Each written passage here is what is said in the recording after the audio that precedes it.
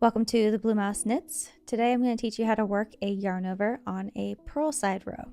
You always yarn over front to back, but that can be a little bit confusing when your following stitch is a purl stitch. So here I'm on a purl side row. We're going to take our yarn and go over the right hand needle from front to back, like this.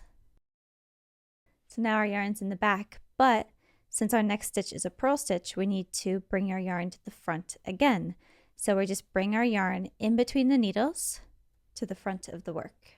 So you can see that we still have our yarn over here. And that's it. I'm just going to purl the next stitch. There is our yarn over.